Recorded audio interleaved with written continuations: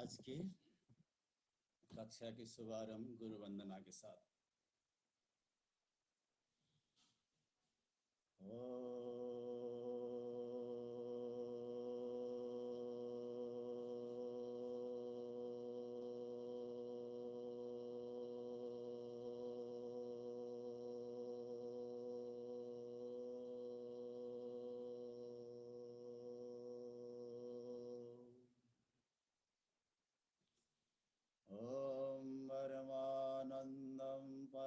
सुखदं केवलं ज्ञानमूर्तिं द्वन्द्वातीतं गगनसदृशं तत्त्वमस्यादिलक्ष्यम् एकं नित्यं विमलमचलं सर्वදී साक्षिभूतं भावातीतं त्रिगुणरहितं सद्गुरुं तं नमामि।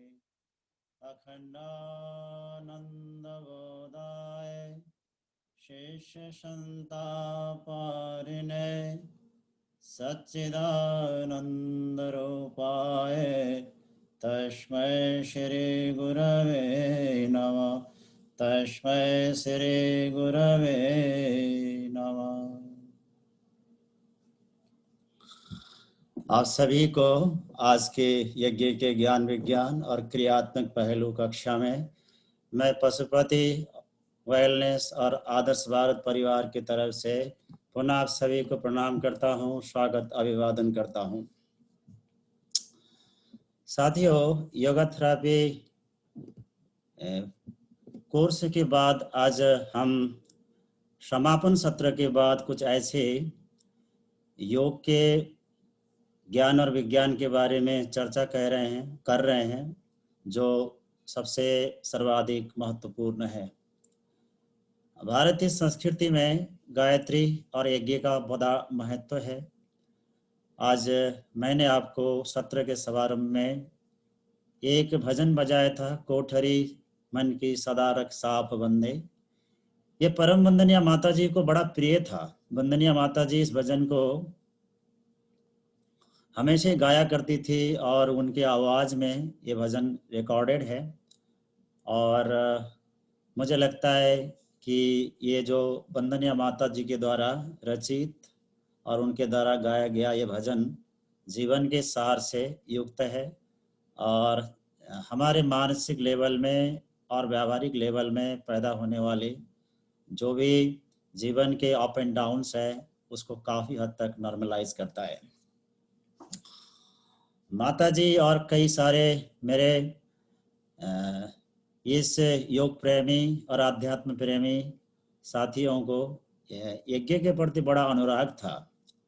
जो हमारी YTC का सिलेबस था उसमें यज्ञ का कोई ऐसा कंटेंट कहीं शामिल नहीं था, तो मैं अपनी डेलिब्रेशन की श्रृंखला में इस विषय वस्तु को कभी रख नहीं पाया।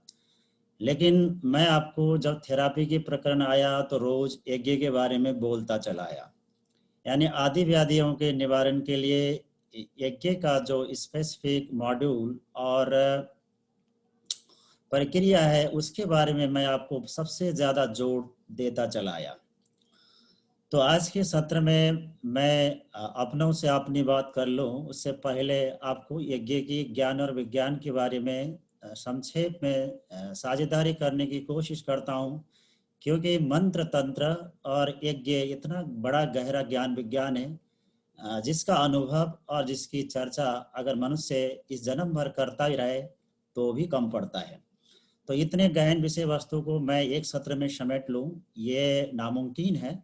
तथापि जो यज्ञ के प्रति हमारा अनुराग है, प्रेम है, जो हमारे स्वास्थ्य संवर्धन, रोगों का निवारण, पर्यावरण की शुद्धिकरण और चित्त की शुद्धि और सिद्धि के लिए सब कुछ कर सकता है, ऐसे विषय वस्तु के बारे में मैं आपके साथ अल्प बुद्धि से कुछ बातें साझेदारी करता हूँ।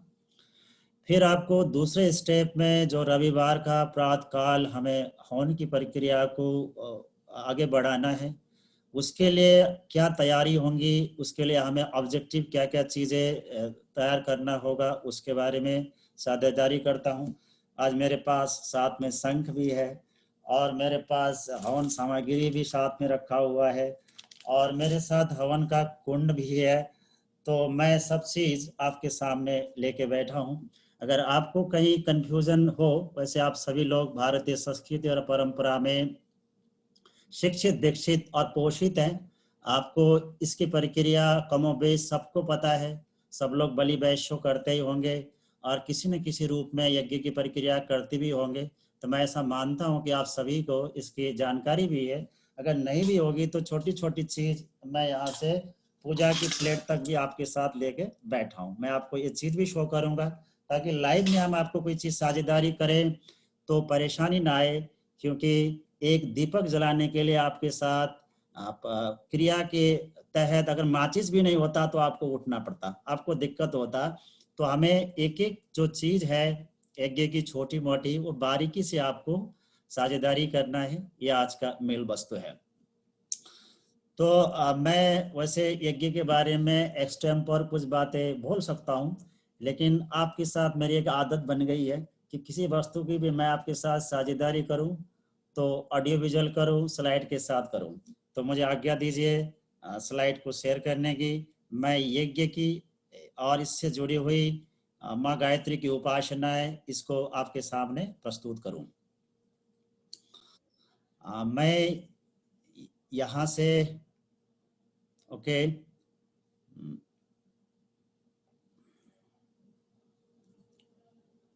Just 1 minute.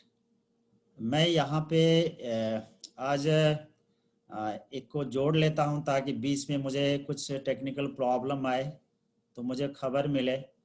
मैं यहाँ पे को होस्ट बना रहा हूँ अंकिता बहन को। आप टेक्निकली साउंड है वर्कशॉप करती भी रहती हैं, तो क्या मेरी आवाज़ और वीडियो सब आपको दिख रहा है, स्पष्ट हो रहा है अंकिता बहन? हाँ जी, दिख रहा है सर, वेरी एकदम गुड। ठीक से। तो मैं आगे बढ़ता हूँ। ओके साथियों, जैसा कि मैंने आपको निवेदन किया कि यज्ञ भारतीय संस्कृति और परंपरा का मूल है और इसकी ज्ञान और विज्ञान बहुत गहरी है। इसका जो इम्प्लीकेशन है मल्टी फेसेट है। यज्ञ का प्रयोग हम कई दृष्टिकोण से कर सकते हैं और गायत्री और यज्ञ की परंपरा को इस युग में पुनर्जागृत किया परम पूज्य गुरुदेव पंडित श्री राम शर्मा आचार्य जी ने। उन्होंने अपने जीवन में बहुत बड़े अनुष्ठान किए, 24-24 लक्ष्य के 24 महापुरुष शरण किए और उन्होंने जो एक यज्ञ का लुप्त ज्ञान और विज्ञान था उसको पुनर्जागरण किया और आम जनमानस को भारतवर्ष में और पूरी वैश्विक स्तर में इसकी प्रचार प्रसार करी। तो ऐसे युग के पुरुष और इस युग के विश्वामित्र परम पूज्य गुरुदेव को प्रणाम और उनके आदेश से मैं आगे की बात आपको साझेदारी करता हूँ। साथियों, तो आज के जो विषय वस्तु है उसमें हम यज्ञ क्या है, इसकी महत्ता क्या है, यज्ञ के वैज्ञानिक, सामाजिक और जो सूक्ष्म पक्ष क्या है, यज्ञ करने से हमें क्या लाभ मिलता है, उसका क्या एविडेंस है, क्या यज्ञ से जो लाभ मिलता है वातावरण को, व्यक्ति को, समाज को, उसका कोई डेटा है, उसका कोई हमारे पास सबूत है, इसमें किसी ने अच्छा रिसर्च किया है। ये बातें मुझे पहले आपके साथ साझेदारी करनी है। साथियों, यज्ञ का मतलब होता है त्याग। यज्ञ का मोटा अर्थ, स्पष्ट अर्थ होता है त्याग। यानी यज्ञ कम चीज को, यानी सबको बांट के और मिलजुल के लाभ लेने की और उसके बेनिफिशियरी बनने की प्रक्रिया है। और यज्ञ वास्तव में हमें त्याग सिखाता है। त्याग यानी पैसे के कंटेस्ट में त्याग, ज्ञान के कंटेस्ट में त्याग और सेवा के कंटेस्ट में त्याग। यज्ञ हमें जीवन में त्याग सिखाता है। हमारे शास्त्र में 400 से ज़्यादा अधिक यज्ञ की प्रक्रियाएं बताई गई है। सेवा यज्ञ, प्राण यज्ञ, ज्ञान यज्ञ और इसी तरह से दान यज्ञ, कई सारे यज्ञ, पुत्रेष्ट यज्ञ, अश्वमेध महायज्ञ और तरह तरह के यज्ञ की आप प्रक्रिया को देखेंगे तो लगभग 400 से अधिक यज्ञ की प्रक्रिया और शास्त्र हमारे शास्त्र में वर्णित हैं। और आप सुबह सुबह उठ के प्राण की साधना करते हैं, प्राणायाम करते हैं, प्राण की शुद्धि और सिद्धि के लिए काम करते हैं, अपनी ऊर्जा के लेवल को बढ़ाते हैं, ये भी एक तरह का यज्ञ ही है। तो एक तो जो हमारी प्रचलित यज्ञ की प्रक्रिया है उसमें हम प्रदीप्त अग्नि में कोई विशेष हवन सामग्री को मंत्र के साथ में आहूत करते हैं और वो अग्नि के साथ वायुभूत होकर विराट में मिल जाता है और उसकी जो उसका जो लघु स्वरूप है विराट में फैल जाता है। जैसे आप एक मिर्ची को खुद खाते हैं तो उसकी पोटेंसी आपको पता चलता है, उसको आप पीस के सब्जी में डाल देते हैं तो जितने लोग 5-7 लोग खाते हैं उनको उसकी पोटेंसी पता चलता है। अगर उसको आप अग्नि में डाल देते हैं तो फिर वो वायुभूत होके इस तरह से फैल जाता है और उसके संपर्क में 100 भी लोग आए तो उसका पोटेंसी सबको पता होता है। तो इस तरह से जो कम चीज़ है उसको विराट करके कई लोगों को लाभ प्रदान करने की प्रक्रिया यज्ञ है। साथियों, भारतीय संस्कृति में जैसा कि मैंने आपको निवेदन किया, गायत्री और यज्ञ की बड़ी महिमा है। गायत्री का मतलब होता है सद्बुद्धि, शुभ विचार, शुभ भावना। मनुष्य की जिंदगी शुभ विचार, सद्बुद्धि और से अगर युक्त हो जाए और साथ साथ में सत्कर्म जीवन के साथ जुड़ जाए तो हमारे अस्तित्व के तीनों आयाम अपने आप में शुद्ध और सिद्ध हो जाता है। मैंने आपको योग की प्रारंभिक कक्षा में निवेदन किया था कि हमारा जो शरीर है व्यवहार को अंजाम देता है, कर्म करता है।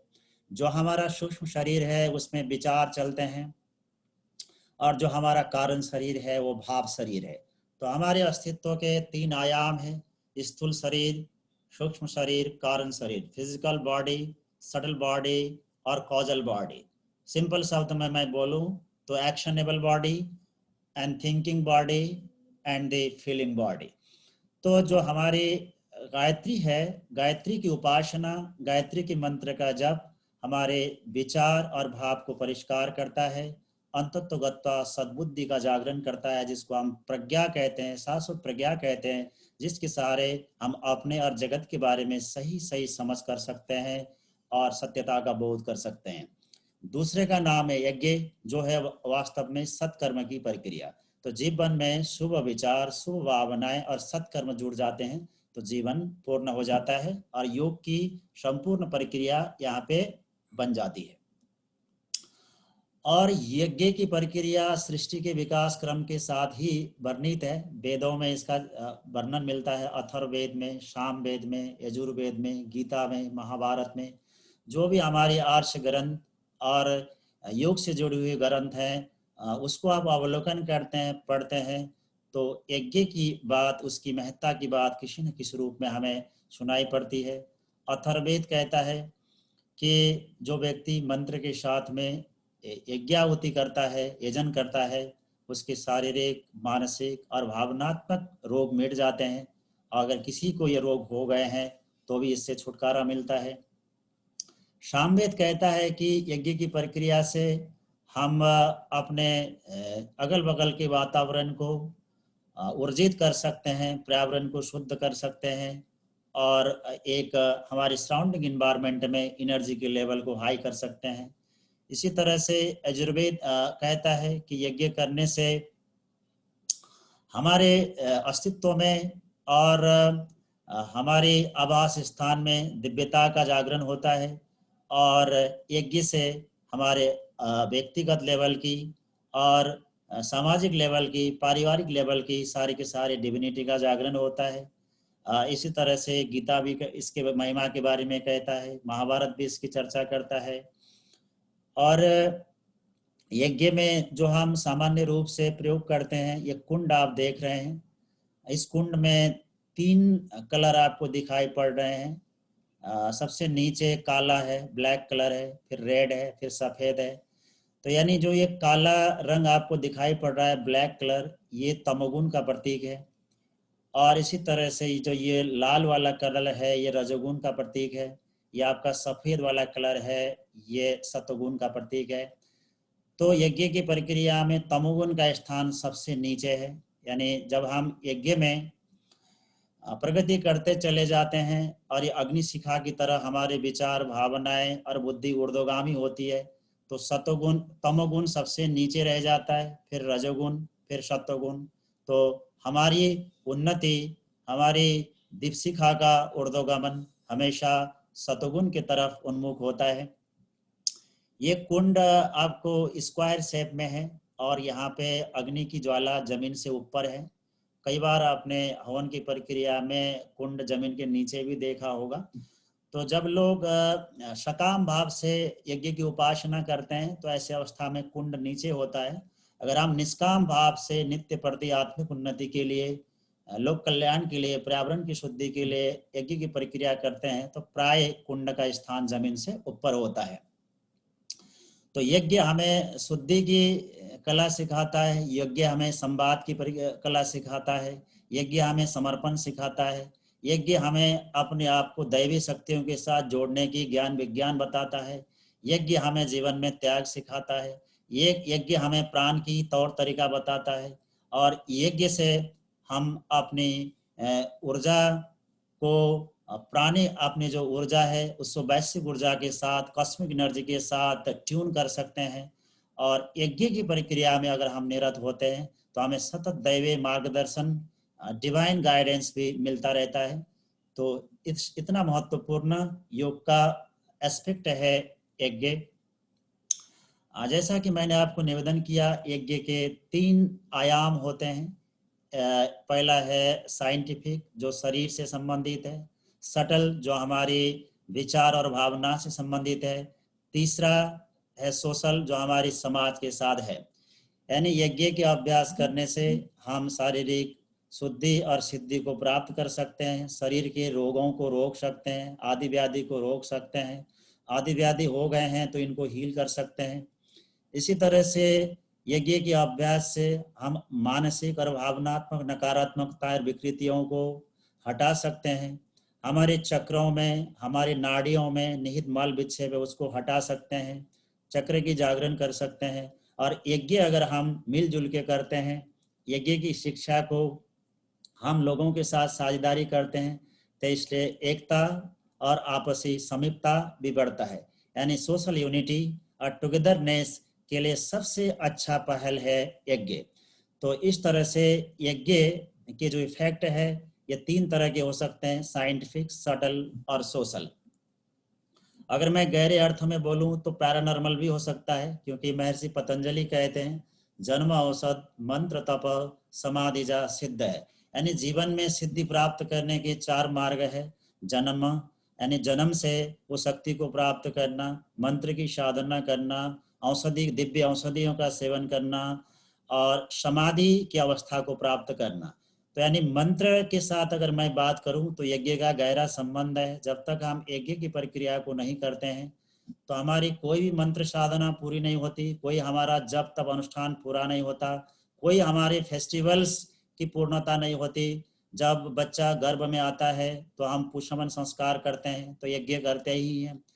और इसी तरह से जब पैदा होता है तो हम नौरान संस्कार करते हैं तो यज्ञ करते ही हैं। जब बच्चे की हम मुंडन करते हैं तो भी हम यज्ञ करते हैं, अन्नप्राशन करते हैं तो यज्ञ करते हैं। जब आदमी यानी यहाँ से विदा हो जाता है तो हम अंत्येष्टि संस्कार करते हैं तो यज्ञ करते हैं। हमारे जीवन के जो 16 संस्कार है सभी की पूर्णता यज्ञ के बाद ही होती है। और जैसा कि मैंने आपको निवेदन किया कि यज्ञ से क्या क्या हो सकता है और इसके साइंटिफिक पहलू में जापानीज पैरासाइकोलॉजिस्ट डॉक्टर हिरोशी मोतियामा ने काम किया है। और उन्होंने एक बात सिद्ध किया है, अपने रिसर्च में रिपोर्ट किया है कि अग्निहोत्र यानी यज्ञ करने से और इसी तरह से स्पिरिचुअल हीलिंग और साइकिक हीलिंग से एक ही तरह का इफेक्ट पैदा होता है। यानी जैसे हम साइकिक हीलिंग और स्पिरिचुअल हीलिंग से हृदय चक्र की शुद्धि और सिद्धि कर सकते हैं, उसी तरह से अग्निहोत्र और यज्ञ करने से भी हम कार्डिक प्लेक्स यानी अनाहत चक्र की सिद्धि और शुद्धि को प्राप्त कर सकते हैं। और जो हवन की प्रक्रिया में हम मंत्र को एक निर्दिष्ट लय में बोलते हैं, उससे जो रेजोनेंस क्रिएट होता है, जिसको हम एक तरह की सटल रेजोनेंस कह सकते हैं, ये हमारी शरीर की फिजियोलॉजी और मन की फिजियोलॉजी को हार्मोनाइज करता है और हमें संपूर्ण रूप से स्वस्थ बनाने में सहयोग करता है। और यज्ञ की जो यूनिटी और टुगेदरनेस की पावर है, ये तो वास्तव में अपने आप में सिद्ध है। जब परम पूज्य गुरुदेव अश्वमेध यज्ञ आदि की क्रिया संपन्न कराया करते थे, तो वहाँ पे लाखों लोगों की जमघट होती थी। लोग अच्छे और सच्चे कर्म के लिए जुड़ जाते थे, सत्संकल्पित हो जाते थे और अच्छाई के लिए आगे के बढ़ने के लिए तैयार हो जाते थे। तो इस तरह से यज्ञ सामाजिक सद्भावना, सामाजिक एकता और एकबद्धता का सबसे अच्छा माध्यम है। यज्ञ से अच्छा सोशल नेटवर्किंग होता है। और एक बात हमें ध्यान देना होगा, यज्ञ किसी जाति, पंथ, लिंग और राष्ट्रीयता के लिए नहीं है। यज्ञ सार्वभौम मनुष्य जीवन जीने की कला है और विज्ञान है। ये सबके लिए सुलभ है और इसको सबके लिए इजाज़त दिया जाना चाहिए और इसको सभी लोगों को करना चाहिए। तो यज्ञ वास्तव में कलेक्टिव वेलफेयर, ग्लोबल वेलफेयर की एक यूनिवर्सल वे ऑफ लिविंग है। इसका जाति से, लिंग से, भाषा से, संप्रदाय से कोई लेना देना नहीं है। कोई भी शुभ संकल्प और सद्भाव से युक्त व्यक्ति यज्ञ की प्रक्रिया को अंजाम दे सकता है, उससे लाभ ले सकता है। और इसके साथियों, जब हम यज्ञ की प्रक्रिया करते हैं तो यज्ञ की प्रक्रिया में एक तो अग्नि होता है। अग्नि कुंड में हम अग्नि प्रज्वलित करते हैं और प्रज्वलित अग्नि में हम मंत्र के उच्चारण के साथ में आहुति देते हैं। जो हम आहुति देने के लिए हवन सामग्री बनाते हैं, तो उसमें ये 4-5 नेचर के चीज़ें मिलाई जाती है। एक तो वुड है, जो होली वुड है, सैंडल, मैंगो, पीपल, बरगद, गुलर, देवदार जैसे कास्ट सामग्री का यूज होता है। दूसरा, इसमें इसी तरह से एरोमेटिक मैटर की यूज होती है, जैसे कैम्फोर, सैफ्रॉन, कार्डेमम, कस्तूरी, इस तरह के एरोमेटिक और जो तेल से युक्त पदार्थ है वो मिलाई जाती है। इसके अतिरिक्त शरीर को पुष्टि प्रदान करने वाला, जैसे घी, दूध, फल, अनाज जैसे जौ, तिल, गुड़, इस तरह की चीज़ मिलाई जाती है। ये जो चीज़ें हैं पुष्टि प्रदान करने वाली होती है। इसी तरह से उसमें हवन सामग्री में हम थोड़ा शहद, चीनी, जैगरी, ड्राई फ्रूट आदि मिलाते हैं, जैसे मखाना, डेट्स यानी सूखी हुई खजूर, किशमिश, मुनक्का मिलाते हैं। इसी तरह से हवन सामग्री में कुछ दिव्य वनौषधियाँ यूज होती हैं। ब्राह्मी, आपको पता है, मैंने सरस्वती पंचक में ये चीज़ें बताई। ब्राह्मी, जटामसी, क्लोव यानी लौंग, जिसका ओरैक वैल्यू सबसे हाईएस्ट होता है। गूगल जैसे पर्यावरण को शुद्ध करने वाले चीज़ मिलाई जाती है। इस तरह से जो हवन सामग्री में जो साइंटिफिक वे से बनाई गई हवन सामग्री है, उसमें वातावरण को शुद्ध करने के लिए, शरीर को पोषण प्रदान करने के लिए, आदि व्याधि को रोकने के लिए, माइंड और मूड को प्रसन्न करने के लिए और आदि व्याधि को मिटाने के लिए, इस तरह से चीज़ों को टारगेट करके चीज़ को मिलाई जाती है। दोबारा दोहरा रहा हूँ, फॉर इन्वायरमेंटल प्योरिफिकेशन, दूसरा है नरिशमेंट, तीसरा है प्रिवेंशन, चौथा है थेरापी और पांचवा है मन के अंदर एक दिव्य भावना का संचार। जैसे मान लीजिए अगर आपको चंदन की खुशबू आती है या जो भी ऐसे दिव्य एरोमाज हैं, उसको सुगंध से हमारे माइंड और मूड में एक अच्छा इफेक्ट आता है, एक प्रसन्नता की और शांति की भाव पैदा हो जाती है। तो यज्ञ से एक यज्ञ हमें पुष्टि प्रदान करता है, यज्ञ हमें रोगों से बचाता है, यज्ञ हमारी व्याधियों की निवारण करता है, यज्ञ से पर्यावरण की शुद्धि होती है और यज्ञ से हम अपने माइंड एंड मूड को सही रख सकते हैं। आपके मन में सवाल आ सकता है कि जब हम यज्ञ करते हैं तो उससे तो कार्बन डाइऑक्साइड पैदा होता है, कार्बन डाइऑक्साइड तो सेहत के लिए नुकसानदायक है। तो इस तरह के जो तार्किक सवाल आपके मन में भी होंगे और लोग भी करते हैं, उसमें मैं थोड़ी सी साइंटिफिक बात करना चाहता हूँ। साथियों, जब हम यज्ञ की प्रक्रिया संपन्न करते हैं तो उसमें कास्ट सामग्री का यूज करते हैं, जो चंदन का हो सकता है, आम का हो सकता है, गुलर का हो सकता है। और लगभग कुंड में जो टेम्परेचर जनरेट होता है 400 से लेकर 600 डिग्री सेल्सियस होता है। जब इसमें सेलुलोज यानी पॉलीसैकेराइड जलता है तो इस तरह से फोटोकेमिकल प्रोसेस आगे प्रोसीड होता है।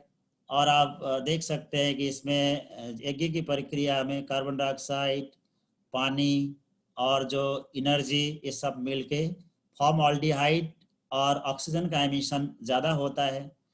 और इसमें जो कार्बन डाइऑक्साइड भी निकलता है तो ये अस्थमैटिक पेशेंट के लिए अच्छा होता है। जब मैंने आपको यौगिक मैनेजमेंट ऑफ अस्थमा पढ़ाया था तो आपको एक बहुत इंटरेस्टिंग साइंटिफिक पॉइंट साझेदारी किया था। आपको ये बताया था कि मनुष्य के शरीर में अगर कार्बन डाइऑक्साइड का लेवल लिमिट से कम हो जाता है तो हमारी जो वायु मार्ग है वो वायु मार्ग संकुचित हो जाते हैं, नैरो हो जाते हैं, हमारी जो वेंटिलेशन है बाधित हो जाती है। इसीलिए अगर हम बाह्य कुंभक का अभ्यास करें तो ऐसी स्थिति में हमारे शरीर में हाइपोक्सिया जनरेट होता है। और हाइपोक्सिया जनरेट होने का मतलब होता है कार्बन डाइऑक्साइड की मात्रा कम हो जाना। ऐसे अवस्था में हमारी एयर पैसेज डायलेट हो जाते हैं। तो थोड़ा बहुत यहाँ से जो कार्बन डाइऑक्साइड निकलता भी है तो ये हमारी वेंटिलेशन को सहयोग करता है, सहज करता है। और जो क्रोनिक ऑब्स्ट्रक्टिव पल्मोनरी डिजीज और दमा जैसे श्वास से संबंधित व्याधि से ग्रसित लोग हैं उनको कार्बन डाइऑक्साइड फायदा करता है, उससे एयर पैसेज का डायलेशन होता है। तो जो यज्ञ की फार्माकोकाइनेटिक्स में स्टडी हुई है, कुछ स्टडी इसमें हुई है, आईआईटी रुड़की, आईआईटी मुंबई में इसमें कुछ काम की गई है। वो सारी रिसर्च की फाइंडिंग हमें कहती है कि यज्ञ में उस लेवल की कार्बन डाइऑक्साइड नहीं निकलता जिससे हमें नुकसान का सामना करना पड़े और हमारे शरीर में कुछ किसी तरह का कष्ट हो। तो मैं आगे थोड़ी बात आपको कुंड के बारे में कर लेता हूँ। जब हम यज्ञ करते हैं तो जो अग्नि कुंड की ज्योमेट्रिकल शेप का बड़ा महत्व होता है। ये कुंड इस तरह से पिरामिड शेप के भी होते हैं, कुंड योनि आकार के भी होते हैं, कुंड आपकी स्क्वायर शेप में भी होते हैं, कुंड आपका हेक्सागोनल भी होते हैं, पेंटागोनल भी होते हैं, ट्रायंगुलर शेप के भी होते हैं। तो कुंड की अलग अलग ज्योमेट्रिकल शेप होती है। हम किस उद्देश्य से यज्ञ कर रहे हैं उसी हिसाब से मंत्र का प्रयोग और कुंड का प्रयोग, हवन सामग्री का प्रयोग और इनकी जो कॉम्बिनेशन है बदल जाती है। तो जैसा कि मैं आपको निवेदन कर रहा था, जो हमें हवन करनी है उसमें हम प्राय इसी तरह की कुंड लेते हैं। अगर यहाँ पे इतना लंबा सपोर्ट है तो ठीक है, नहीं तो कोई दिक्कत नहीं है। और इस तरह के कुंडों का निर्माण और वितरण शांति कुंज हरिद्वार के द्वारा किया जाता है।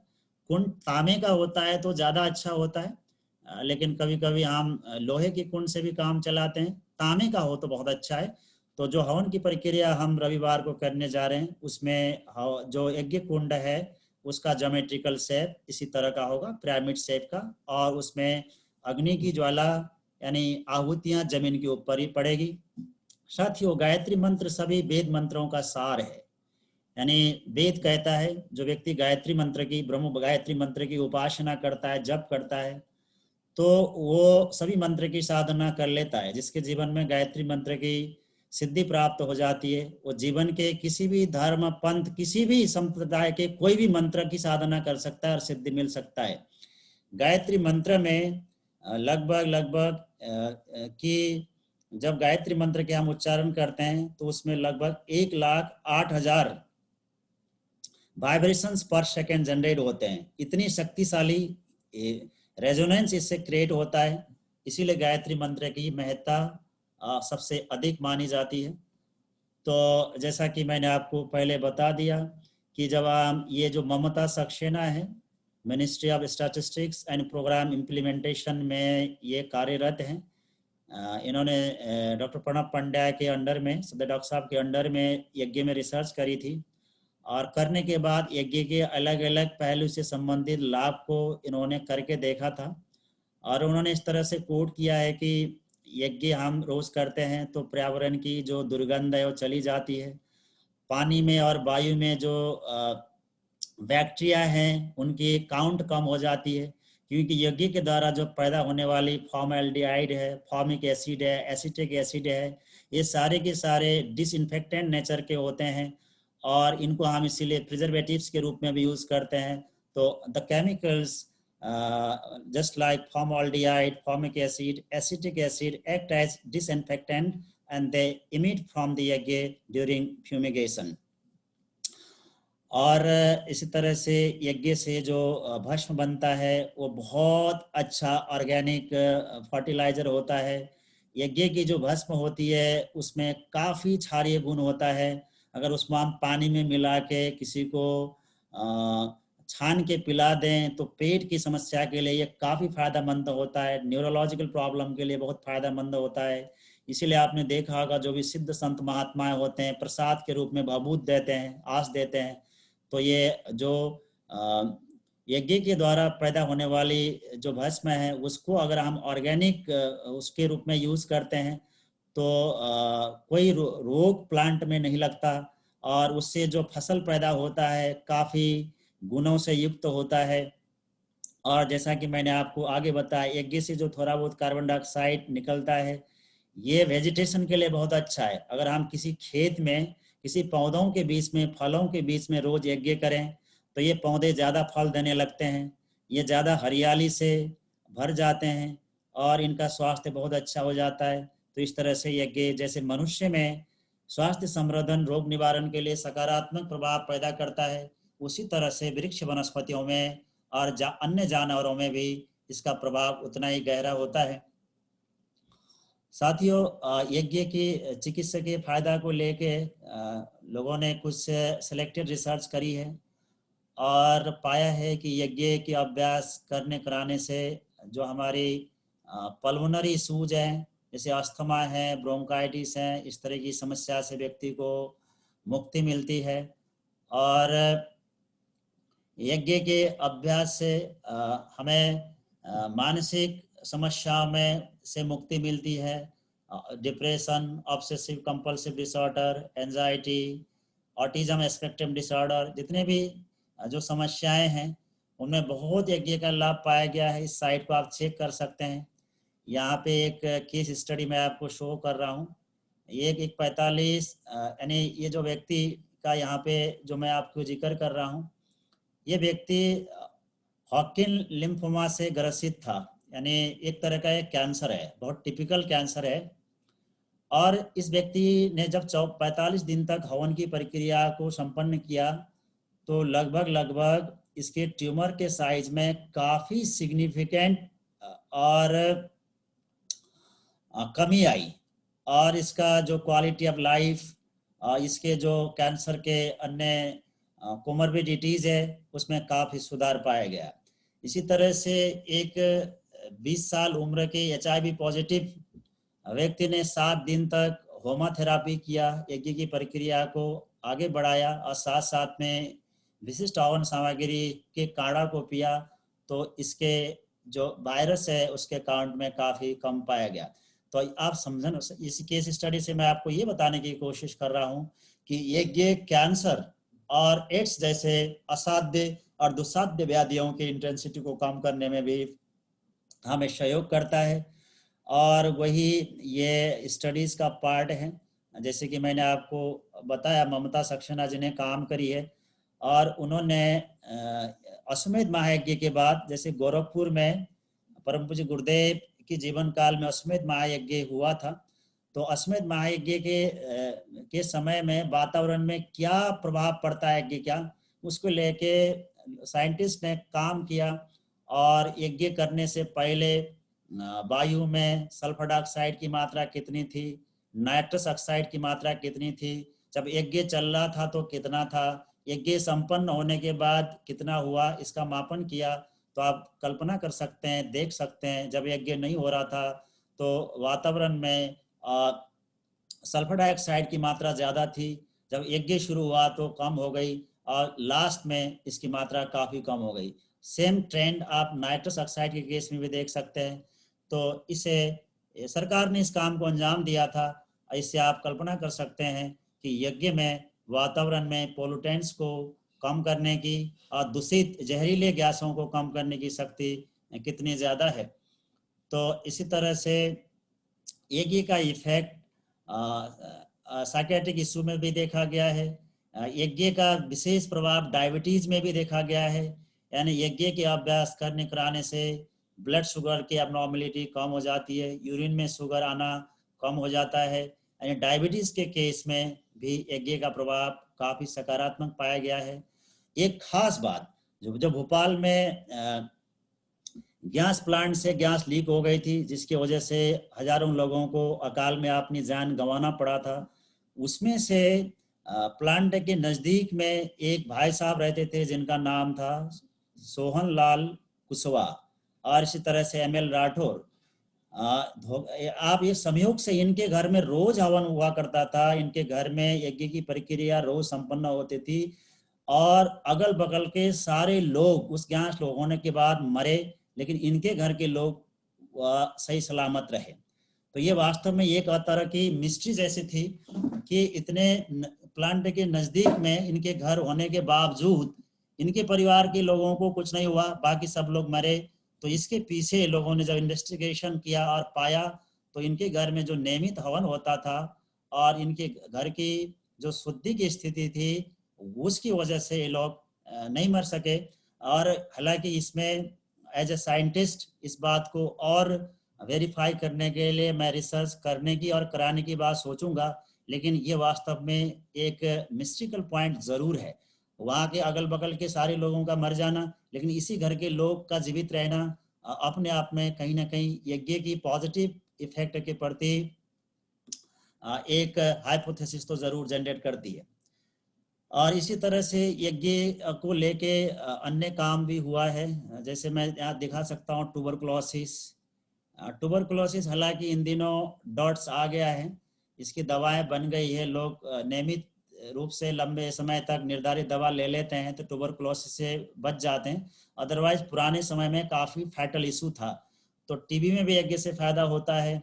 और यज्ञ करने से पर्यावरण में क्या क्या फायदा होता है, यज्ञ से क्या क्या गैसेस निकलती है जो अच्छे प्रभाव डालती है, उसका ये डेटा है, या मैंने आपको रेफरेंस भी साइड किया है, आप चाहे तो पढ़ सकते हैं। तो ये मेरे ख्याल से रजनी जोशी आईआईटी मुंबई और मीनाक्षी बहन के द्वारा संपादित स्टडी है। इसमें इन्होंने बड़े साइंटिफिक वे से जो यज्ञ के फ्यूम में से निकलने वाले जो अलग अलग गैसेज है उसकी केमिकल एनालिसिस करी है और जानने की कोशिश करी है कि ये वास्तव में पर्यावरण की शुद्धिकरण, आदि व्याधि के निवारण और रोग की चिकित्सा के लिए कामयाब होता है क्या।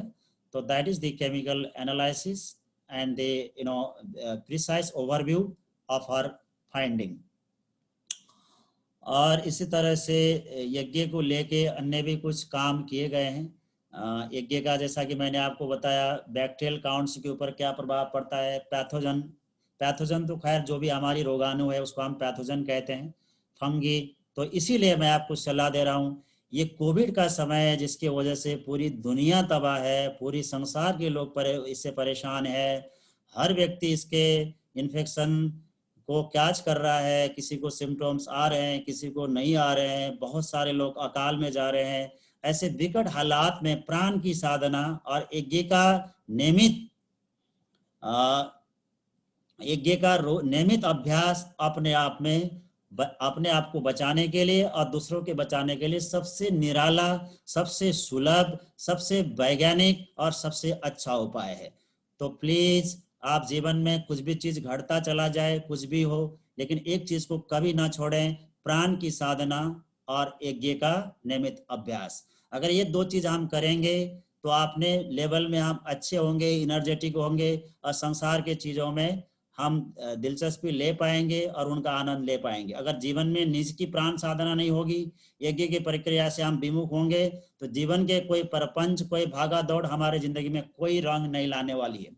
तो साथियों, मैं आपको निवेदन करना चाहता हूं, आप प्राण की साधना को ना छोड़ें और यज्ञ की प्रक्रिया रोज करें। कोरोना के समय में बचने बचाने का इससे अच्छा प्रयोग कोई नहीं हो सकता। और यज्ञ के जो एयर पॉल्यूशन के ऊपर पॉजिटिव इफेक्ट को सिद्ध करने के लिए की गई अन्य रिसर्च हैं, मैं आपको यहाँ पे शो कर रहा हूँ। तो मैंने ओवरव्यू आपको दे दिया और मैंने आपको आज के क्लास में ये बताने की कोशिश करी कि यज्ञ का क्या लाभ हो सकता है। यज्ञ से हम समग्र वातावरण को यानी शुद्ध कर सकते हैं। यज्ञ से हम व्याधियों को रोक सकते हैं असाध्य और कष्ट साध्य व्याधियां जिसको मेडिकल साइंस जवाब देता है उसकी हीलिंग कर, बिलीव मी, अगर साइकेट्रिक प्रॉब्लम से युक्त व्यक्ति हवन का रोज प्रयोग करे गायत्री मंत्र के साथ में, तो उसके जीवन में प्रकाश ही प्रकाश आएगा। बिलीव मी, कोरोना के समय में प्राण साधना और यज्ञ का प्रयोग अगर रोज करता है उसको कुछ नहीं होगा, उसकी उसका उसको कुछ भी नहीं होगा। मैं आपको पूरे सर्टेनिटी के साथ बता रहा हूं। तो जीवन में प्राण की साधना न छोड़ें और आप हवन को, यज्ञ को अपने जीवन का अंग बनाए, जीवन में हमेशा खुशहाली आएगा। अब मैं हवन की व्यावहारिक पहलू में जाता हूं कि हवन हम क्यों करें। और एक खास बात मैं करना चाह रहा था आपको, आप शंख बजाएं। क्या आडंबर है? नहीं। शंख को आप लंबी फूंकते हैं ना, तो बहुत गहरा कुंभक का अभ्यास करना पड़ता है। अगर मैं शंख फूंकता हूं तो बहुत गहरी मूलबंद लगाता हूं। जब तक मैं मूलबंद लगा के श्वास को नहीं रोकता ना, तो शंख नहीं बजता। क्या समझे? शंख को बजाना शुभ तो है, शंख की ध्वनि से शुभता तो आती है, लेकिन शंख बजाने के अभ्यास से प्राणायाम बहुत तगड़ी होती है। बिलीव मी, बजा के देखिए, आपको पूरी मूलाधार से सहस्रार तक बांधना पड़ेगा, तब जाके शंख बजता है। शंख बजाएं, हवन की प्रक्रिया करें तो शंख बजाएं, आरती करें तो शंख बजाएं। ये दूसरा प्राणायाम का नाम है, शंख बजाएं। लेकिन मेरे पास शंख है, मैं धोखे से सही शंख बजाता हूँ। मैं कमर्शियल पंडित नहीं हूँ, लेकिन हवन करता हूँ तो शंख बजाता हूँ। शंख से मेरा प्यार है, आप शंख बजाइए। मैं इसलिए क्यों बोल रहा हूँ, जब आप यज्ञ की प्रक्रिया शुरू करें तो पहले शंख बजाएं, शंख बजाए वहां से शुरू करें, ठीक है। अब मैं बात कर लेता हूं कि हमें जो हवन करनी है वो कैसे करनी है। हवन में जो प्रयुक्त होने वाली सामग्री है, विषय वस्तु हैं, उनके नाम थोड़ा टेक्निकल है। नाम ऐसे उसमें चांदनी, कविता, रुद्र, नैना ऐसे नाम नहीं है संस्कृत के नाम, लेकिन थोड़ा टिपिकल है। तो मैं कोशिश करता हूँ आपको नाम भी बताऊं और वस्तु भी दिखाऊं जो मेरे पास अवेलेबल है, आपको दिखाऊं। तो जो आपको हवन की प्रक्रिया संपन्न करनी है उसमें क्या क्या चीजें चाहिए मैं आपको बताता हूँ। जो आप हवन करने के लिए बैठे हैं तो देव पूजन होगा ही। आप दैवी शक्ति का आह्वान करेंगे, गुरु की वंदना करेंगे, सभी दैवी शक्ति का आह्वान करेंगे, देवी देवताओं का, ग्राम देवता का, इष्ट देवता का, वास्तु देवता का, माता पिता का, पितरियों का, सबका आह्वान करेंगे, ठीक है। तो बुलाएंगे तो प्रणाम करेंगे, बुलाएंगे तो प्रणाम करेंगे ना। गेस्ट बनाएंगे, बुलाएंगे दैवी शक्ति को तो प्रणाम नहीं करेंगे, प्रणाम करेंगे। फिर प्रणाम करेंगे तो क्या करेंगे, उनको नहाने के लिए देंगे, उनको पानी पीने के लिए देंगे, उनको वस्त्र देंगे, उनको यज्ञ पवित्र देंगे, उनको उनको मिष्ठान्न देंगे और उनको यज्ञ पवित्र देंगे, उनको कपड़े देंगे, उनको तांबुल पुंगी फलानी देंगे, पान सुपारी देंगे। पान भी तो अच्छा है, हमारी परंपरा में आप डेजर्ट नहीं देते हैं, आप इंसान को तो देते हैं। अगर विशिष्ट दैवीय शक्तियों को आपने आह्वान करेंगे तो उनकी पूजन नहीं करेंगे। तो पूजन करने के लिए आपको षोडश उपचार प्रक्रिया को फॉलो करना होता है। अब बताइए सर, आप षोडश उपचार पूजन के लिए सामग्री ना होता, कोई बात नहीं। षोडश उपचार के लिए, पूजन के लिए आपके पास सामान नहीं है तो उस चीज को विजुलाइज करिए, विजुलाइज करके लिए भावनात्मक रूप से समर्पण करिए। भगवान हमारी तरह थोड़ी ना है कि हम लड्डू देंगे तो खा लेगा। भगवान तो निराकार है, न उसका कोई शरीर है, न उसका कोई पेट है, न हमारी तरह खुरापात करने की उसकी दिमाग है, कुछ भी नहीं है। ईश्वर तो निराकार है। कलेश कर्म विपाक आशय अपरामिष्ट पुरुष विश्वेश्वरा, जो सभी कलेशों से, सभी कर्मों से, कर्म के फलों से हमेशा दूर है, जिसके ऊपर इसका कोई प्रभाव नहीं पड़ता, ईश्वर है। तो उस ईश्वर को अगर आपके पास कुछ भी चीज नहीं है तो आप उस चीज को आप विजुलाइज करें और उसका अर्पण करें तो ईश्वर के पास जाता है। तो साथियों, मैं आपको ये बोल रहा था कि आप भगवान की पूजन करते हैं, दैवी शक्तियों का आह्वान करते हैं तो आपको पूजा करना होता है, करना चाहिए, ये रिचुअल्स की विधान है। तो अब क्या क्या होगा ये मैं आपको बिन दोबारा भी बता दूंगा। तो जब आप पूजा की एक थाली होंगे जिसमें पूजा के सभी सामान होंगे, अक्षत, पुष्प, फल, फूल, उसके पान के पत्ते, राइट, और इसी तरह से यज्ञ पवित्र जनेऊ अगर आप पहनते हो तो अच्छी बात है, नहीं पहनते हैं तो आपको पहनना चाहिए। गुरुदेव ने माताओं को, बहनों को भी यज्ञ पवित्र पहनने की धार्मिक इजाजत दुनिया में दिलाई है। तो यज्ञ पवित्र ये सारी चीजें आपको षोडश उपचार यानी 16 चीज तैयार की जाती है। सुनने में आपको बहुत ज्यादा लग रहा है, आपके किचन में ही सब ये चीज अगल बगल है, आपको 2 मिनट लगेगा इकट्ठे करने में, हो जाता है। और इसी तरह से आपको एक कुंड चाहिए। कुंड मैं आपको शो करता हूँ यहाँ से, ये मेरे पास छोटा कुंड आपको दिख रहा होगा, इससे छोटा भी हो सकता है, तांबे का कुंड। मेरे पास तांबे का भी, इसका भी एक कुंड चाहिए। देखिए उसी शेप का है, तमोगुण, रजोगुण, सतोगुण। और ये कुंड आप जमीन में रखेंगे तो जमीन से ऊपर होगा, ठीक है, आपको गड्ढा नीचे नहीं खोदना है। कुंड हो गया। और इसके बाद एक आप आगे आपने जब छोटा सा बेदी बनाइए, बेदी में जो जिसको भी आप मानते हो, जो भी आपके गुरु हो, वितराग गुरु हो, जो भी इष्ट को आप मानते हो, उसको आपको बेदी में सजाना है। और 2 चीज होगा बेदी के सामने, कलश, एक दीपक। ध्यान दें, दीपक आपका दाएं साइड में होगा, यानी जब आप बेदी में रखेंगे, बेदी आपके आसन से ऊपर होगा, यानी आपका कलश दीपक दायां साइड में, राइट साइड में, और कलश बाएं साइड में होगा। और दीपक आप ऐसा कोशिश करिए जितने देर आप हवन करते हैं तब तक जलता रहे। और दीपक में आप गाय के घी डालें या नारियल का तेल डालें, या आपको ऐसा करना चाहिए। कलश आपको बनाना आता ही होगा, आप जटा वाली नारियल लें, कपड़ा उसको बेर के उसमें तांबे के लोटे में जल लेके उसके ऊपर रखें। अगर मान लीजिए इनकेस नारियल कोकोनट और कपड़ा नहीं है, लाल कपड़ा, तो आप पत्ते ले लें, आम के पत्ते, अशोक के पत्ते, और कुछ फूल ले लें और लेके उस जल के ऊपर रखें। मैं आपको कलश भी दिखा सकता हूँ। तो कलश में आप तांबे के लोटे में पूरा जल भर के उसके ऊपर अशोक के पत्ते, इसी तरह से पीपल के पत्ते, बरगद के पत्ते, बेल के पत्ते, जितने भी शुभ वनस्पतियां हैं उनके पत्ते को डाले, फूल को डाले तो भी कलश बन जाता है। तो कलश में या तो तरीका ये है कि नारियल, उसके ऊपर कपड़े लपेट के आप डब्बा बना दे, और कलश में आप स्वस्तिक बना सकते हैं। कलश मिट्टी का भी हो सकता है, कलश मिट्टी का भी हो सकता है। अगर मिट्टी का नहीं है तो तांबे के लोटा का ज्यादा अच्छा होता है। अगर वो भी नहीं है तो आप दूसरे से भी काम चला सकते हैं। और इसी तरह से आपको एक घृत का पात्र होना चाहिए, छोटी कटोरी में आपके पास। हवन की आहुति आप कितने बार दे रहे हैं उस पर निर्भर करता है।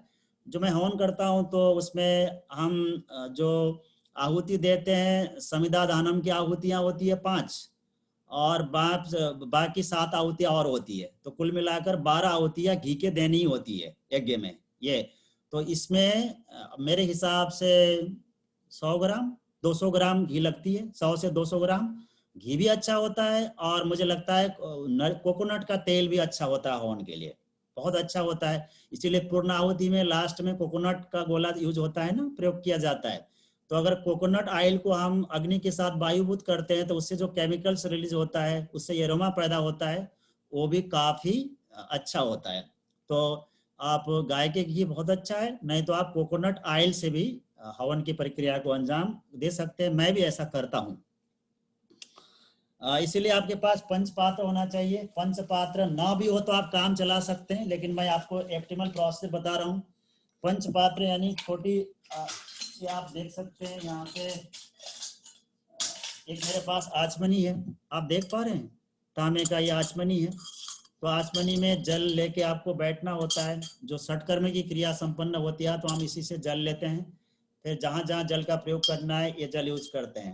यानी जो लोटे का जल, कलश का जल, उसको हम नहीं चलाते, लास्ट में केवल अर्घ्य देने के लिए यूज करते हैं, उसके लिए हम जल लेके बैठते हैं। और पंचपात्र मेरे पास नहीं है, तांबे का होता है छोटा। कोई भी हम जो पंच ये आचमनी से जल लेके नया शादी की प्रक्रिया करते हैं तो उसको विसर्जन करने के लिए छोटा एक पात्र होता है, ताकि वो जमीन में ना जाए, उसको हम उसी पात्र में विसर्जन करें, फिर एक अलग जगह में जाके उसका बाद में डिस्पोजल कर सकें। तो आप नोट करते जाना। तो ये आपकी आचमनी सेट हो गई, पंचपात्र हो गया। अगर आप दुकान में बोलेंगे तो आपको इसी नाम से आदमी दे भी देगा। और इसी तरह से आपको कम से कम 2 थाली लेनी चाहिए। एक में पूजा की सामग्री हो, एक में आपको पूजा करेंगे आप। जब एक थाली में आपको पूजा करना है, जो चीज चढ़ाना है, और एक थाली आपकी पूजा की सामान से होगी। यानी एक थाली में आपको पूजा करनी है, बाद में जो पूजा की गई सब सामान को भगवान के सामने वेदी में रख देना है। अगर आप दूर बैठे हैं तो बार बार जाना मुश्किल होता है हवन कुंड से, तो आप थाली में पूजा कर लें और फिर उसको वहां पे रख दें। तो एक थाली पूजा की होगी, एक थाली यानी पूजा के सामान की होगी, जिसमें अक्षत, पुष्प, नैवेद्य, धूप, दीप, ये सारी चीजें होंगे। और एक लोटा आपको, एक तो कलश का लोटा हो गया, वो वेदी में फिर होगा। एक लोटा जल आपको अलग से रखना चाहिए साइड में, साइड में बीच में, जब भी जरूरत हो आपको जल आसानी से तुरंत मिल जाए, एक लोटे में आपको शुद्ध जल रखना चाहिए। उसमें आप नर्मदा की, गंगा की जल मिला के रख सकते हैं, ज़्यादा अच्छा है। तो इसी तरह से अब हम आगे बढ़ते हैं। आरती का सामान आपके पास थोड़ी होनी चाहिए। जब आप यज्ञ की प्रक्रिया संपन्न करेंगे तो जो भी आपके इष्ट देव है, आप आरती करने का मन बनाएंगे। तो आरती के लिए वेरी सिंपल है, आप कम से कम 5 एक बनाइए, कम से कम 5 दीपक बनाए तो बहुत अच्छा। आटे के दीपक बना लीजिए, आटे के दीपक बना लीजिए घी डाल के, या जो छोटे छोटे मिट्टी के आते हैं दीपक वो भी अच्छे हैं। नहीं तो इन दिनों उसके भी आते हैं, स्टील के भी आते हैं छोटे छोटे दिए।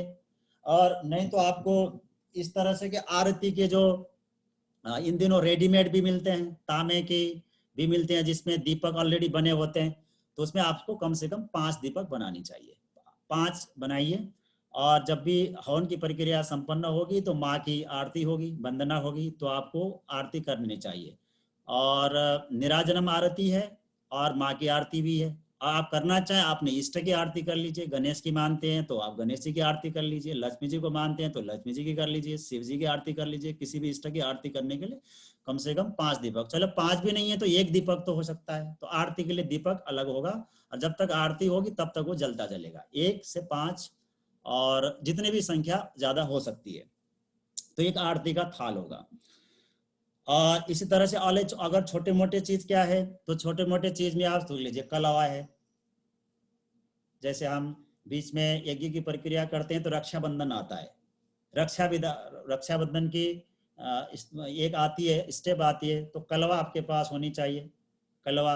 और इसी तरह आप जब यज्ञ की प्रक्रिया में जाते हैं तो तिलक होता है, एक दूसरे को हम चंदन लगाते हैं।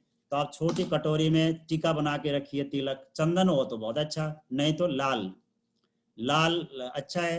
अगर किसी को लगता है लाल रंग पहनने में ऐतराज हो, अगर जो हमारी विधवाएं माताएं होती हैं उनको थोड़ा संस्कृति के हिसाब से ऐतराज भी होता है, तो आप पीला रंग से बना सकते हैं। लेकिन तिलक एक दूसरे को करना है, अपने आप नहीं करना है। अपने आप करने का मतलब ये अहंकार का पोषण है।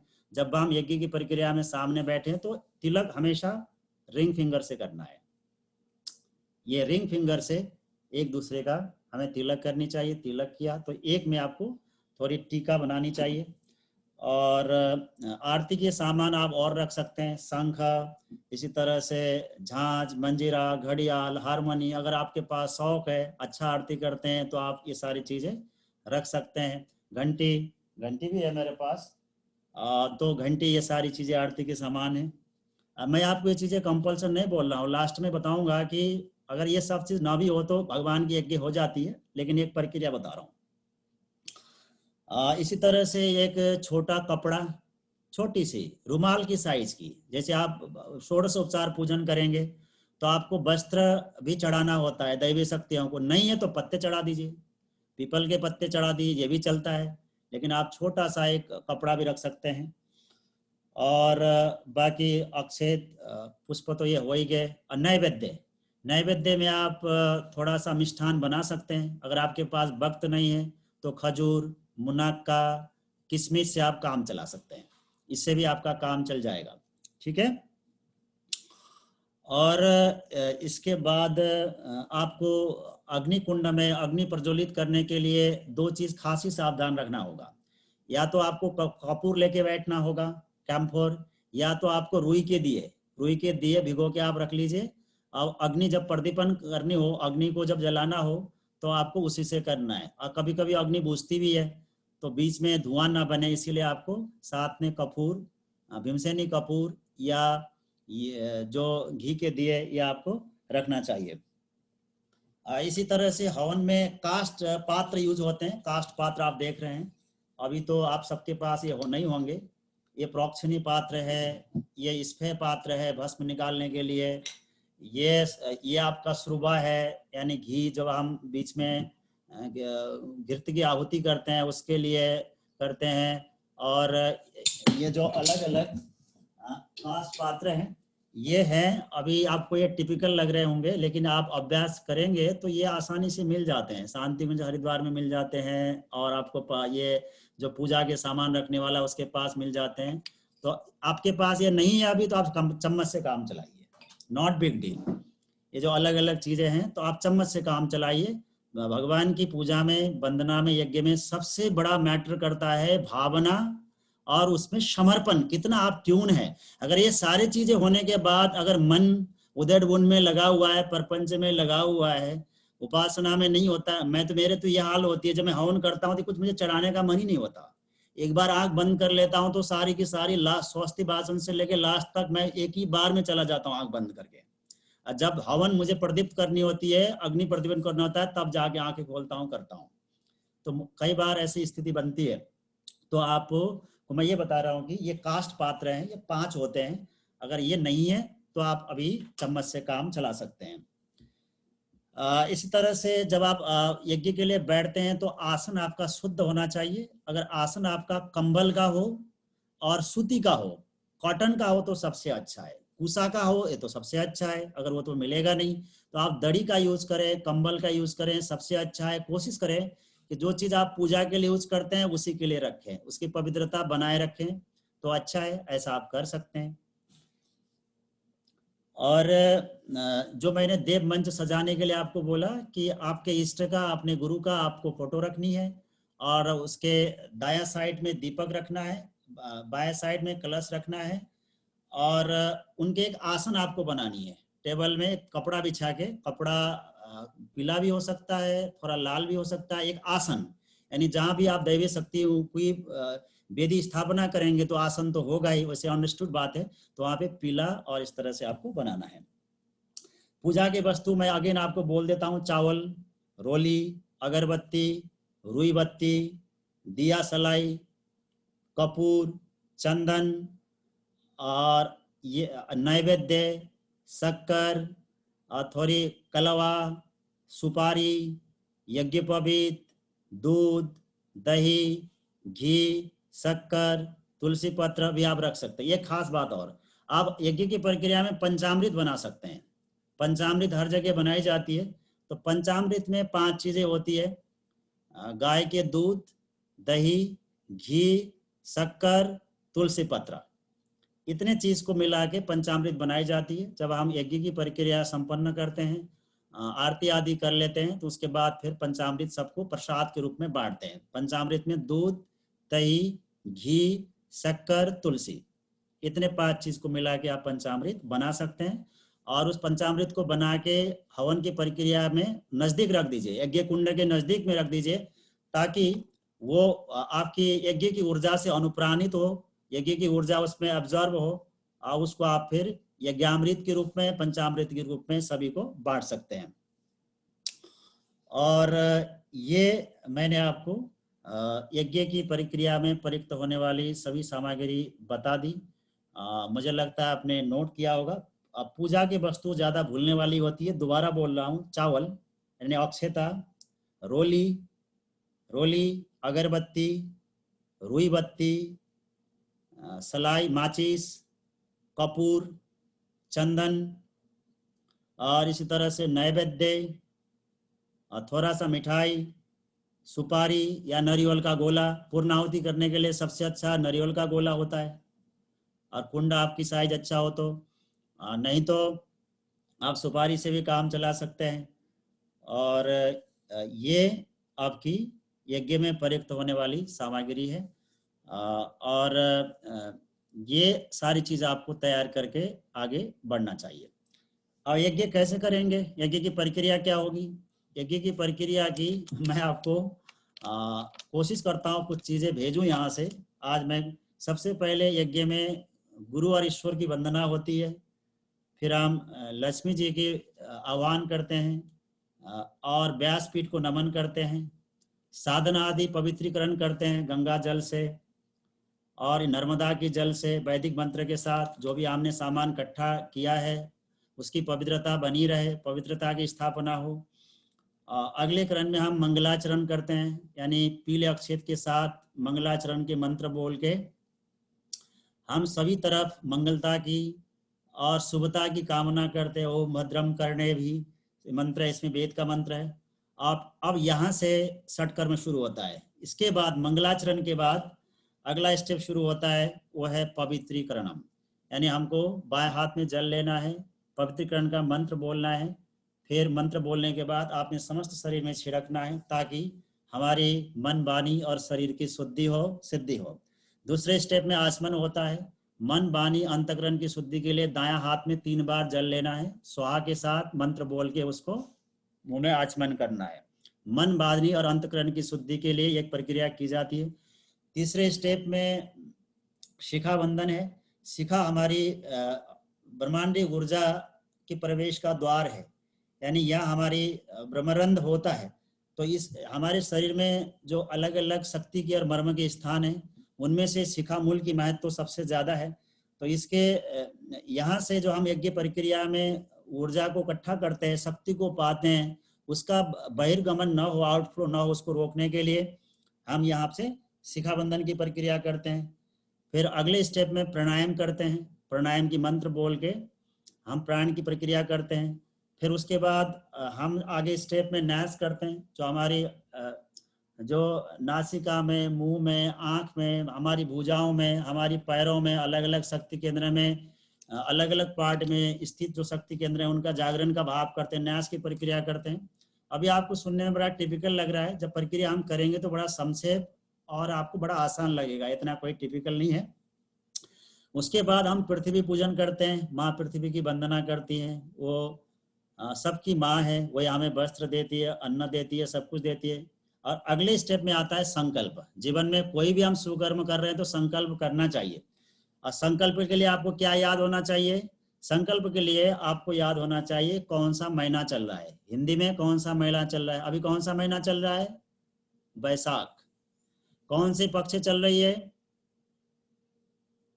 आप देख लीजिए, आप गूगल में डालिए आज का पंचांग तो आ जाएगा। कौन सा पक्ष है, कौन सा तिथि है, कौन सा बार है, ये पूरा का पूरा वहां पे आपको दिख जाएगा एकदम 1 क्लिक में, आज का पंचांग। और इसके बाद आप पढ़ेंगे किस क्षेत्र। और अभी विक्रम संवत कितना चल रहा है? 2078, 2021 चल रहा है ना ईस्वी सन। तो संकल्प में हमें विक्रम संवत ही देख बोलना होता है। तो 2078 चल रहा है विक्रम संवत। तो कौन सा महीना है, ये सारी चीजें आप गूगल से पंचांग डालेंगे तो आ जाएगा। और जब आप संकल्प करते हैं तो किस भाव से आप संकल्प कर रहे हैं, आप क्यों करना चाहते हैं यज्ञ, यज्ञ करने के पीछे आपका वजह क्या है, उसको आप जरूर बोलिए मानसिक रूप में या आवाज निकाल के। तो आप संकल्प करना जरूरी है। एक बार जीवन में हम किसी भी कर्म के लिए संकल्पित नहीं होते हैं तो आधा अधूरा होता है, हम आधे रास्ते में बिखर जाते हैं, उसके मुकाम तक हम नहीं पहुंचते हैं। तो संकल्प बहुत जरूरी होता है। तो संकल्प का मंत्र सभी का रिचुअल्स में एक ही जैसा होता है। तो उसके लिए हमें क्या पता होना होता है? अपना गोत्र, कौन सा महीना चल रहा है, कौन सा पक्ष चल रहा है, कौन सी तिथि चल रही है, कौन सा बार है, इतनी चीजें होती है। वो आपको याद है, वो आपको मनी मन बोलना है। और किस उद्देश्य से आप यज्ञ करना चाह रहे हैं, कि आपको लक्ष्मी की जरूरत है, आपको रोग मिटाना है, दुनिया के कल्याण के लिए करनी है, क्या आपका भाव है, आपको संकल्प में बोलनी चाहिए। उसके बाद यज्ञ पवित्र परिवर्तन करना चाहिए। यज्ञ पवित्र परिवर्तन का मंत्र होता है, परिवर्तन करना चाहिए, पुराने यज्ञ पवित्र को निकाल देना चाहिए। चलिए, ये प्रक्रिया नहीं होती है तो कोई दिक्कत नहीं, मैं आपको ऑप्टिमल प्रक्रिया बता रहा हूँ। अगले स्टेप में आता है चंदन धारण, जो आपने तिलक बनाया है मंत्र के साथ में एक दूसरे को लगाना चाहिए सहकार और सम्मान के भाव से। फिर अगले स्टेप में रक्षा सूत्रम आता है, तो जो आपने कलवा रखा हुआ है, कलवा, तो एक दूसरे को बांधना चाहिए मंत्र के साथ में। इसके बाद कलश की पूजन आती है। कलश की पूजन, आप कलश की पंचोपचार पूजन करते हैं, अक्षत पुष्प से, धूप से, दीप से, नैवेद्य से, यानी गंधाक्षत यानी चंदन से, अक्षता से, धूप से, दीप से, नैवेद्य से पंचोपचार पूजन करते हैं। उसके बाद कलश की प्रार्थना होती है। कलश की प्रार्थना में हमें हाथ जोड़नी होती है और कलश में स्थापित सभी दैवी सत्ताओं को विजुलाइज करना होता है। कलश को सभी देवी देवताओं का समष्टिगत प्रतिनिधि माना जाता है। तो कलश की पूजा में हमें सभी दैवी सत्ताओं की पूजा की भाव को बनाए रखना है। तो ये कलश की प्रार्थना है। फिर अगले बात दीप पूजन आती है। जो आपने वेदी में दीप प्रज्वलित कर रखा है उसको हम पूजा करते हैं, क्योंकि वेद में अग्नि को पुरोहित कहा गया है। अग्नि हमें कई तरह की ज्ञान देता है। अग्नि हमें हमेशा अपनी ऊर्ध्वगामी शिखा की तरफ विचार और भाव को ऊंचा रखने की शिक्षा देता है। अग्नि हमें किसी भी चीज को संग्रह न करने की शिक्षा देता है। हम अग्नि में कुछ भी चीजें डालते हैं तो बिल्कुल वो संग्रह नहीं करता, वायुभूत कर देता है।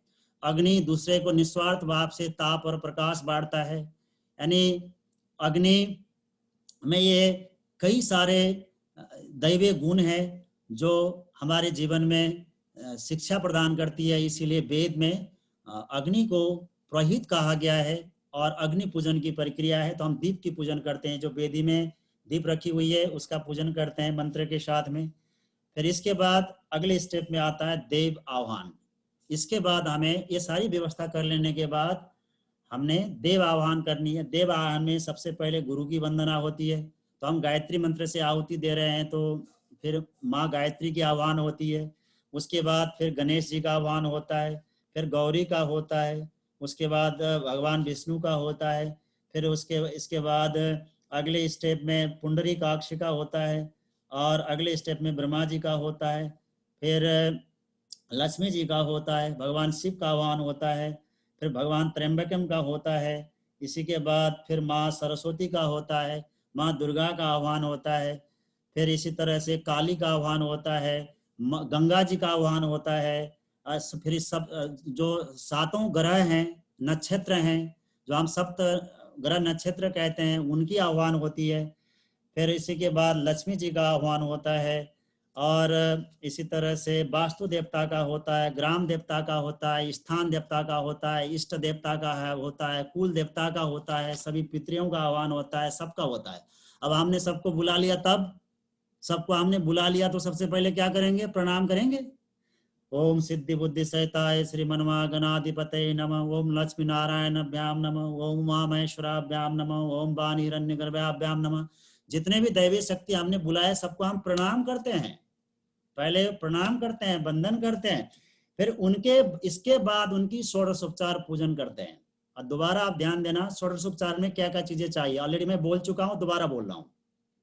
ओम सर्वेभ्यो देवेभ्यो नमः। आवाहयामि स्थापयामि आसमनम समर्पयामि, यानी छोटा कपड़ा, छोटा रुमाल, हैंकी, राइट। पाद्यम समर्पयामि, जल, गंगा जल हो, नर्मदा का जल हो। अर्घ्यम समर्पयामि, जल। आचमनम समर्पयामि, फिर जल। स्नानम समर्पयामि, फिर जल। वस्त्रम विलेपयामि, भगवान को नहलाएंगे तो नहीं पहनाएंगे क्या? कुछ पहनाएंगे तो थोड़ा कपड़ा दीजिए। आपकी तरह और हमारी तरह स्टाइलिश कपड़े तो भगवान जी पहनते नहीं है, प्रतीक के रूप में छोटा कपड़ा, ठीक है।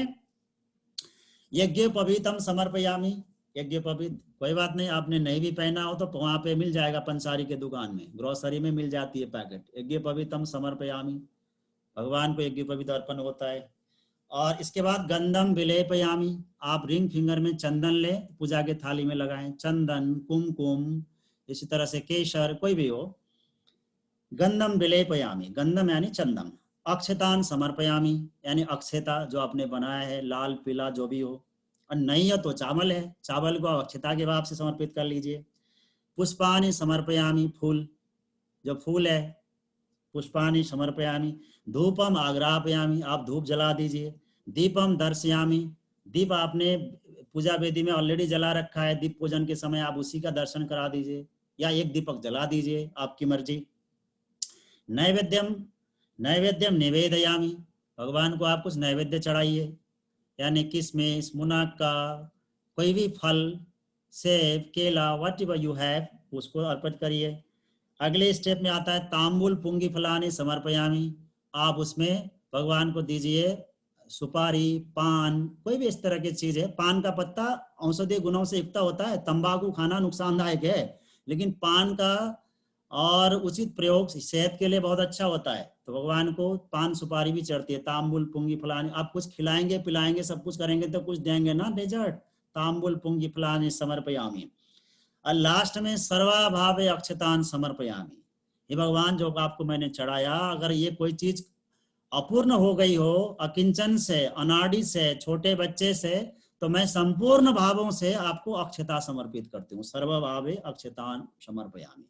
उसके बाद हम भगवान सभी दैवीय शक्तियों को साष्टांग नमस्कार करते हैं। ओम नमस्तु नंदाय सहस्रमूर्ते। मैं आपको जब सुबह बोलूंगा ना मंत्र, तो रिदम में बोलूंगा, लय में बोलूंगा। अभी तो मुझे डेलिब्रेशन देना है, काफी चीजें कवर करनी है, 4:20 हो गया है।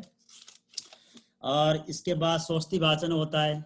हम संसार के कल्याण के लिए स्वस्ति वाचन करते हैं। दाएं हाथ में अक्षत पुष्प लेके फिर हम उसको ऊपर रखते हैं।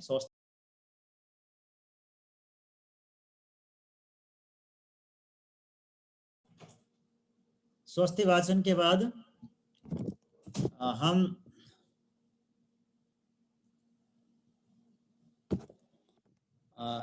फिर आगे रक्षा विधान की प्रक्रिया को संपन्न करते हैं।